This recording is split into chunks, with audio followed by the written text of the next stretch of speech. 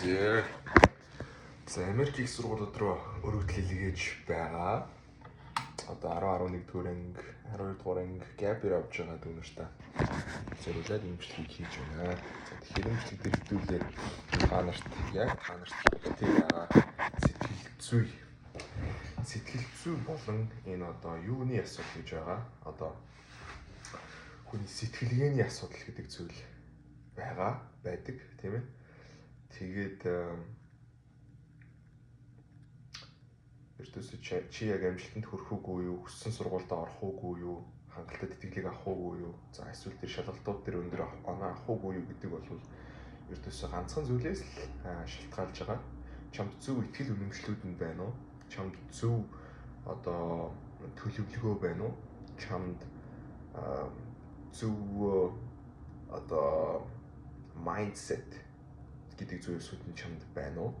Тийм ээ. За тэгээд мэдээж хамгийн сүүлд нь хамгийн энгийн нь юу вэ гэхээр чи яг юу хийх ёстойгоо мэдэж гин үү гэдэг ийм асуулт байгаа юм. За тэгээд ер нь бол 85-аас 90% сурагчид гадаад руу зорж байгаа сурагчид болвол юу хийх вэ гэдгээ маш сайн мэдж байгаа. Америк руу сурья гэх юм бол айгүй энгийн шүү дээ. Уг нь бол яг хөө зарим хүмүүсд бол тийм юу болов биш байгаа байх.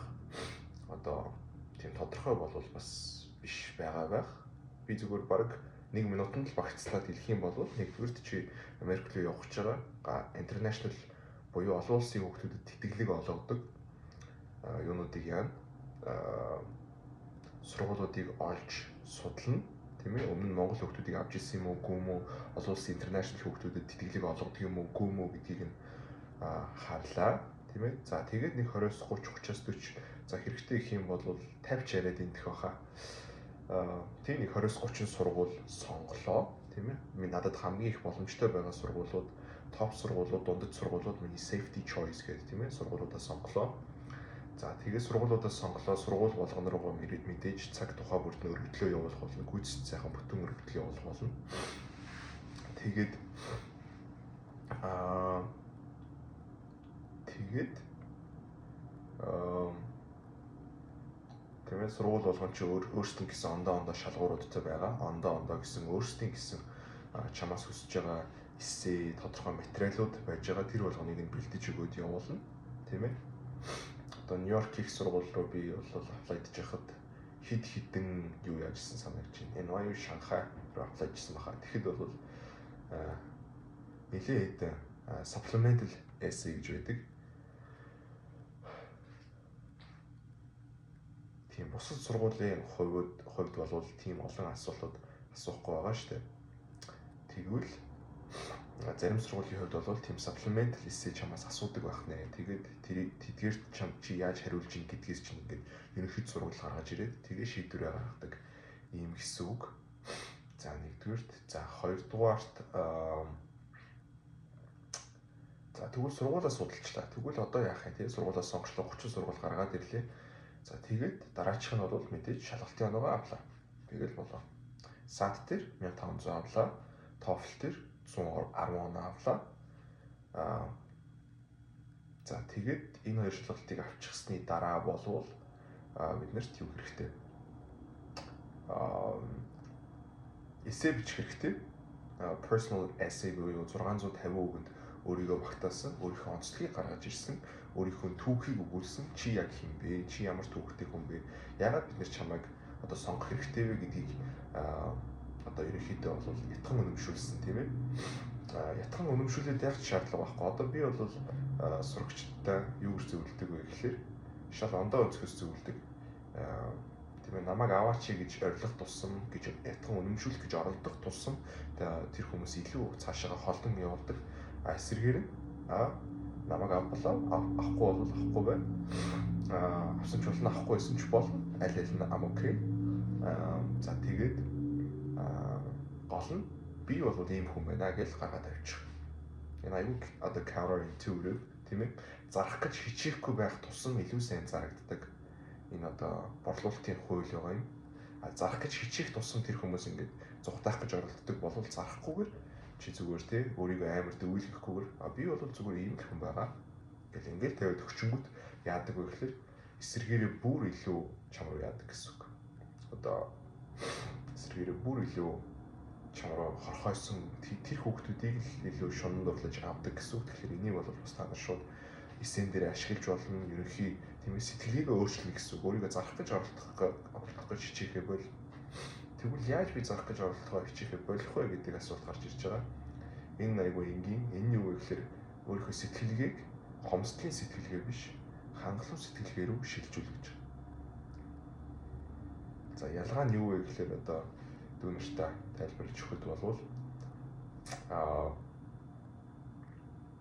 хомсдлын сэтгэлгээ гэдэг зүйл болвол чи аливаа боломж бололцоо амьдрал дээр байгаа нөөц бололцоо гэдэг зүйлс хомсгон байгаа дуусчнаа тийм ээ хязгаартай гэж итгэхийг хэлдэг болвол хангалуун сэтгэлгээтэй хүн гэдэг бол боломж бололцоо аз жаргал амжилт чиний хүсэж байгаа бүх зүйлс хязгааргүй хэмжээний байгаа гэдгийг ойлгохыг гэдгийг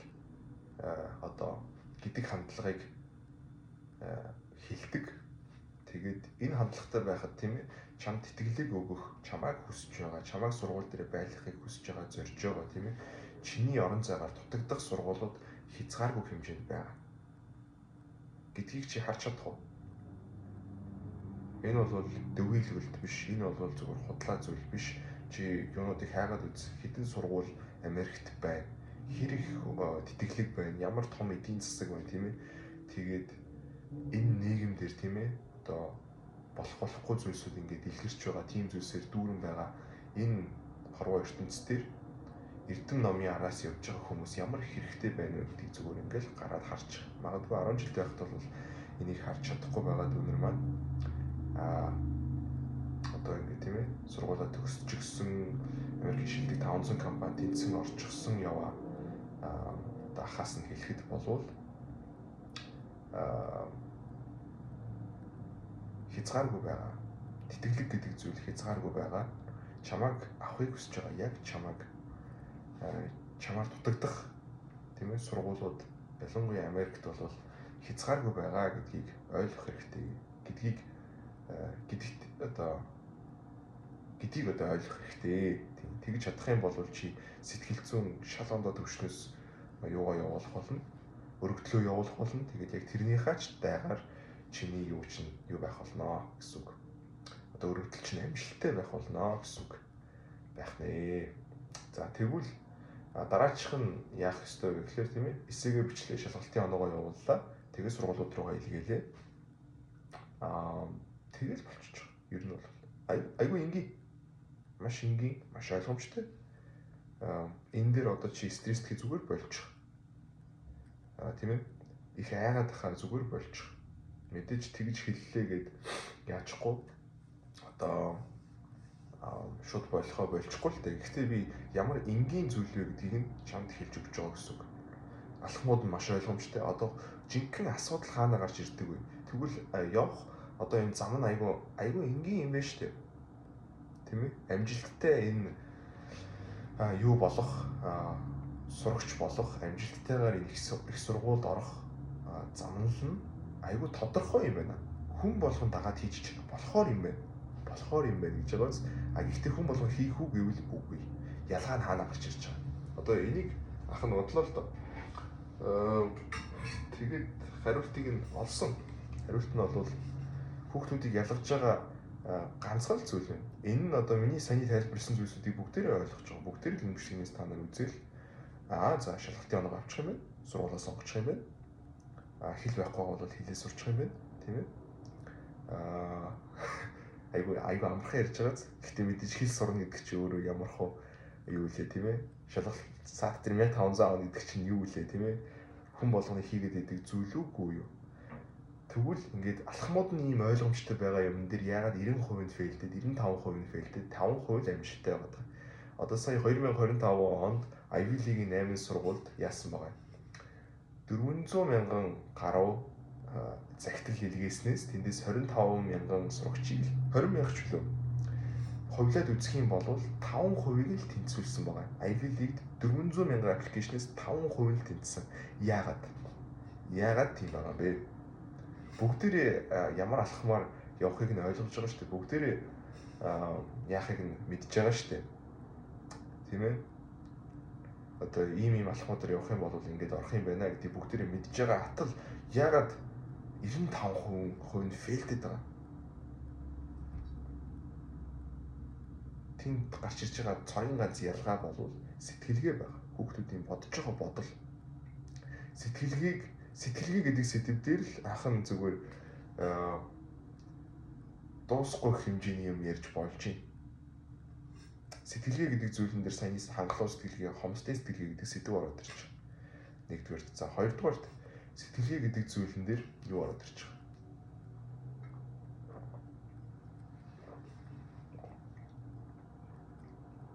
Хамгийн түрүүнд өөрөө өөртөө итгэл би энийг чадна гэдэг тэр бодол орж ирж байгаа. 90% тэр тэнцэхгүй байгаа хүүхдүүдийн бодол тийм ээ. Бодлынх нь мухарт юу байгаад байгаа вэ гэхээр би энийг чадахгүй гэж итгэдэг байгаа. Би чадахгүй гэж итгэдэг байгаа. Тэгтэл тэр үлдсэн 5%-ийнх нь хүүхдүүд уг нь бол ямар ч ялгаа байхгүй.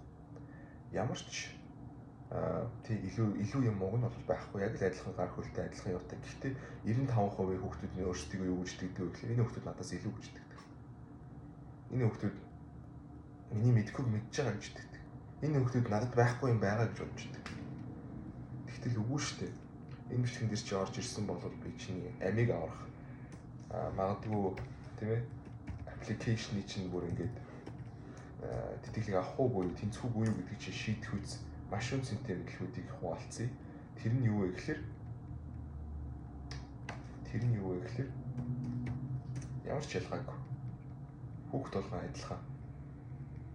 Одоо энэ надад ч гэсэн байдаг байсан тэр айдас л да. Тэр нь юу вэ гэхээр надаас илүү авах гэж айдаг байсан. Миний мэдхүйг мэдж байгаа авах гэж айдаг байсан. Магадгүй энэ хүүхдүүд бүр амар higher class тийм ээ.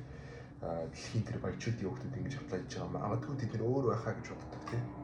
Тэгтэл чамайг хожигдуулах цорын ганц зүйл чинь юу вэ гэхээр чиний тэгж бодож байгаа бодол чинь л чамайг хожигдуулна. Өөрөөч зүгээр л тэгж бодгоо л болж байгаа. Бүгдээрээ адилхан, надад адилхан боломж байгаа. Би ч гэсэн чадна. Надад тийм ээ намайг одоо юугүй болгож байгаа. Давмгай бус байдалд хийж байгаа. Намайг надад дутагдж байгаа. Надад одоо тийм ээ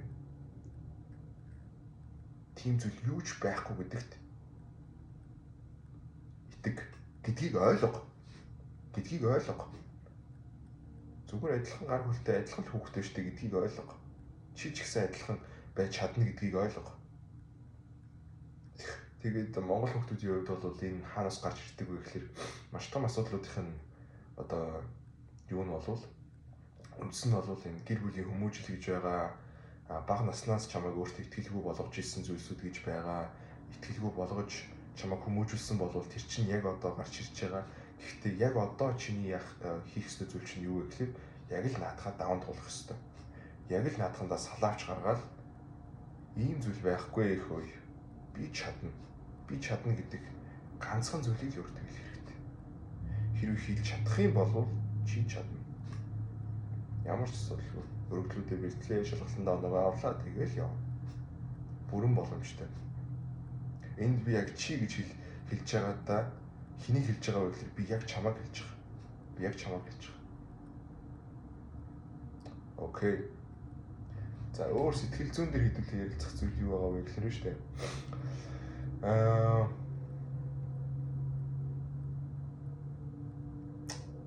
гэж байгаа?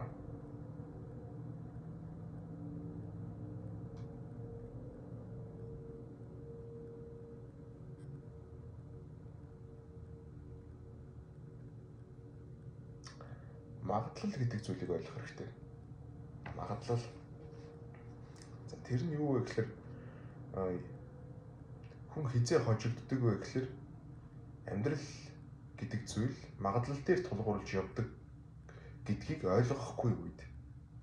Магадлал дээр тулгуурлаж юмыг бодохгүй байх үед хитрхи одоо rigid буюу хитрхи энэ бодол санаагаа огтхож хувиргахгүйгээр ингээл зүтгээд байхыг, хитрхи нэг талыг бариад байхыг, хитрхи юмыг албадаад байхыг хэлж байгаа. Тэгтэл амьдрал гэдэг бол хамаагүй fluid зүйл байдаг. Хамаагүй магадлал дээр тулгуурлаж явж идэг зүйл байдаг. Яагаад вэ гэхээр амьдрал гэдэг зүйл маань юу байгаа юм? одоо ирээдүг хинч мэддэггүй. Маргааш бид нар бүх байхгүй болохыг бид мэдгүй гэсэн. Маш том premise буюу маш том яг одоо чиний ойлгох ёстой зүйл юу вэ гэхээр амьдралд юу ч болж болно гэдэг ойлголт байна. Маш олон хүний хувьд гаргаж байгаа алдаа нь юу вэ гэхээр маш rigid бодолтой байдаг. Ийм л байсан бол ийм л байна гэдэг бодолтой. Юм өөрчлөгдөж болно, шинэ содон invention тийм ээ, инновац гарч ирж болно. За эсвэл одоо юу гэдэг юм тийм ээ чи бүр ингэ тийм ээ чиний амьдрал ч гэсэн шал өөр болж болно, хин нэгний амьдрал ч гэсэн шал өөр болж болно тийм ээ, ингээд юу ч болж болно гэдгийг ойлгож байгаа хүмүүс амьдралд хождог болвол тэгж ойлгож чадахгүй байгаа, тэрийг амьдралдаа хэрэгжүүлж чадахгүй байгаа, одоо санаагаа нээлттэй байлгаж чадахгүй байгаа хүмүүс хожигддог.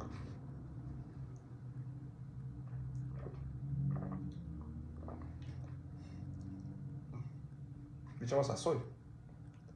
Чиний хамгийн ихтгэлтэй байгаа зүйл юу вэ? Хамгийн ихтгэлтэй байгаа зүйл юу вэ? Маргааш чи амьд сэрнэ гэдэгтээ маш ихтгэлтэй байгаа байх. Гэр бүлийнхаа чиний хажууд байж гэдэгт чи маш ихтгэлтэй байгаа байх. Тийм ээ, найз зөвхөн залуу чиний амьдралд байсаар байна гэдэгт маш ихтгэлтэй байгаа байх. Тийм ээ. Тэгтэл хэдий чи хүлийн зөвшөөрөхийг хүсэхгүй байгаа ч гэсэндээ чамд маш хэрэгтэй зүйл болвол, чамайг ондоо төвшний хүн болгох зүйл болвол, чамайг жинхэнэ одоо тэр хүссэн зорьсон сургуультай оруулах зүйл чинь болвол энэ fluid thinking, шингэн бодол, хатуу биш шингэн бодол, хитрхи нэг талыг барьсан бодхоо бол, хитрхи тийм итгэлтэй байхаа бол юунд итгэлтэй байж болох вэ гэхлээр шүү дээ. Юуг чи бодлынхаа мухарт өргөлж байлгах болов ёстой вэ гэхлээр юу ч болж болно. Би ч гэсэн Харвардад орж болно гэдэгт бодлоо нээх хэрэгтэй. Бодол санаагаа нээх хэрэгтэй. Итгэл үнэмшлээ нээх хэрэгтэй. Тэгж чадахгүй байгаа бол тий Харвардад орох хэцүү, би амьдралдаа өмнө хийжсэн зүйл байхгүй, амжилттай хийжсэн зүйл нэг ч байхгүй. Тэгэхээр бас адилхан яг юу ч эдгээр зүйлс боломжгүй байх гэд тэгж бодож байгаа бодол чинь чихнээсээ чамайг огт боломжгүй болгохоос биш, өөр юу ч биш. Өөр чиний гараас хойш нь татаад чамайг яах зүйл байхгүй гэсэн үг. Чамайг хожигдуулах зүйл байхгүй. Зөвхөн тэр хитрхи хатуу бодол чинь л чамайг хожигдуулна. Зөвхөн тэр тийм ээ, зөвхөн нэг талыг барьсан хит хитгэлтэй байгаа тэр бодол чинь л чамайг хожигдуулна гэсэн үг. Тэгтэл чи бодлоо нэгэд үзүүл яах вэ? Нэрээ би саад дээр 1500 авчвал яах вэ? Нэрээ би 1550 авчвал яах вэ? 1600 тулгаад авчвал яах вэ? Болно шүү дээ.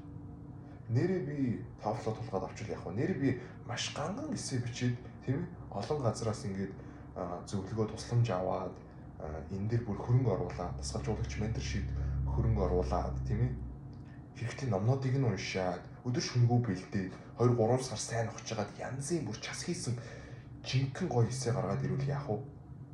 Тэгээ би явуулсан чинь Ivy League-ийн сургуульд 100% итгэлтэй тэнцвэр яах вэ? Байж болно шүү дээ. Байж болно шүү дээ. Яагаад болохгүй гэж? Яагаад болдгүй бэ? Яагаад болохгүй гэж? Боломжгүй юу? Боломжгүй юм шиг санагддаг байхгүй юу? Тэгээд тэр санагдж байгаа тэр байдал чи итгэх юм бол жинхэнэ хожигдно. Чи итгэх юм бол чи тэр чи үнэн болно гэсэн үг. Түүнээс биш юу болвол амьдрал болвол үнэхээр флюид. Сургуулаа төгсчүүд би дэлхийн шилдэг, Америкийн шилдэг 500 компанид тэнцэж орж ийн гэж би зүйдлчж байгаагүй. 17-8-тай байхдаа би гадаад руу явна гэж би зүйдлчж байгаагүй. Би англи хэл сураад тэтгэхээр сурна гэж би зүйдлчж байгаагүй.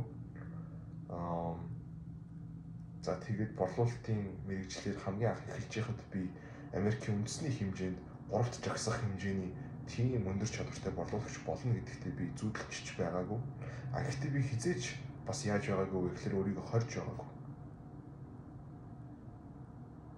Боломжтой л гэж бодож ирсэн. Яагаад үгүй гэж боддог. Яг л тэрнийхээ дагуу юмнууд болдог. Тэгвэл штэ. Боломжгүйтэй гэж бодсон тохиолдол болгон дээр би өөрийгөө 100% хаасан байдаг.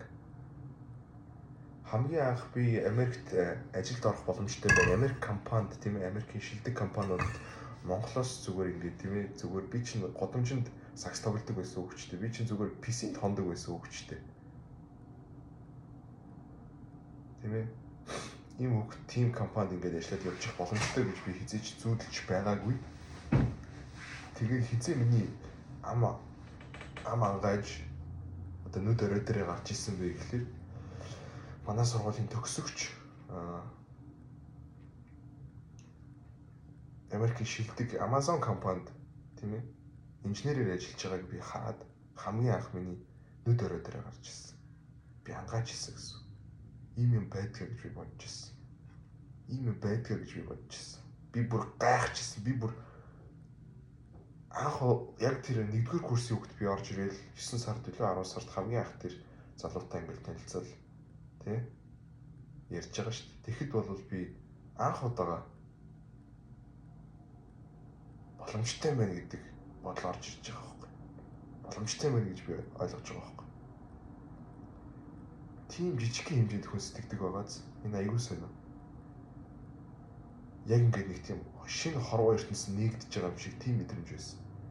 Манай сургуулаас надтай адилхан Монгол улсаас ирсэн хүүхэд Amazon инженерээр ажиллаж байгаа юм байна. Тэгэхээр би энэ залуутай яг одоо яриа сууж ингэдгийг би ингээд хараад сонсоод зүгээр ингээд ам ангаачсан бүр ингээд дахин асуугаад бааш чи нэрээ Amazon-д ажилладаг юм уу гэд. Тэгэхээр энэ надад юу гэж хэлж байгаа вэ гэхээр үнэхээр хүний оюун санаа бол үнэхээр хачирхалтай байдлаар ажилтдаг юм байна. Хүн бас үнэхээр бодол санаагаа хаачихсан жижигхэн хэмжээнд сэтгэж хийж болтго юм байна. Бодол санаагаа нээхийн төдийд өчнөө боломж нээгддэг юм байна гэдгийг надад ойлгож байгаа. Тэгэхээр залуу минь, охин минь, чи тэр алхмыг хийх үү? Чи өөрөө өөртөө итгэх үү? Чи 100% итгэлийг авч болно гэдэгтээ итгэх үү? Чи дэлхийн топ сургуульд орох боломжтой гэдэгтээ итгэх үү? Яагаад гэвэл би итгэж байна.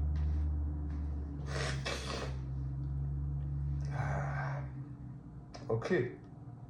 Энэ бол ертөнцийн tip of the iceberg. Чи ганцхан бичлэг үзээд бүх зүйл өөрчлөгдөнө гэж байхгүй. Чи юм хийх ёстой. Чамайг хамгийн их өөрчилдөг, чамайг зорилго руу чинь хамгийн ихээр түлхэж өгдөг, хамгийн их бүх зүйлсүүдийг өөрчилдөг зүйл бол үйлдэл хийх шүү. За энэ бичлэгийг үзээд чи шууд одоо тийм шалгалтандаа бэлддэг юм уу? Сургуулаа судалдаг юм уу? Магадгүй хин нэг найз нөхдөдөө ярьдаг юм уу? Тийм ээ. Гэх мэтлэн зүйлсүүдийг хийн явах гэж найдаж байна. Тэгээд зүгээр чи энэ бичлэгийг олоод ийм бичлэг үзээд ингэ явж байна гэдэг чинь аль хэзээ чи зөв замнал дээр байгааг чи надад бол хэлж байна. Тийм ээ чи юм ирцэн хайц YouTube-ээс ингэ үзэж чинь одоо миний хийгээгүйг хийцэн явж штэ. Ер нь бол тийм тэгэхээр маш мундаг байна, сайн байна. Улам хичээгээдээ гол нь сайн үйлдэл хий, сэтгэл зүй болон энэ сэтгэлгээний тийм ээ хувь хүний хөгжлийн номнуудыг унш, тийм ээ мундаг сайн ментортэй бол хүнтэй хамтарч ажил. Чамд мөнгө төгрөг нь байгаа бол өөртөө хөрөнгө оруулалт хий. Тийм. За тэгээд яа гэж бас хэлье да. Надтай хамтарч ажиллахыг хүсэж байгаа юм бол одоо 1 сарын менторшип хөтөлбөр гаргаж байгаа. Тэгээд тэрийг сонирхож байгаа хүмүүс apply хийж болно. Нэгдүгээр, за хоёрдугаарт зүгээр богинохон тийм ээ хэдхэн асуулт байгаа болвол тийм ээ яг одоогийн байгаа нөхцөл байдал дээрээ жижигхэн одоо тусламж авахыг хүсэж байгаа бол бас уулзалт захиалах линк доор үлдээчи. Тэгээд амжилт хүсье.